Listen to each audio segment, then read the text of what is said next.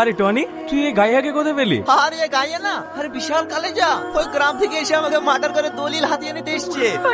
তোরা এত নেবো খারাপ, আমি তোদের কাউকে ছাড়বো না। তাই নাকি? এই টনি, কথা আছে না, হাতি ঘোড়া গেল তল, মশা বলে কত জল।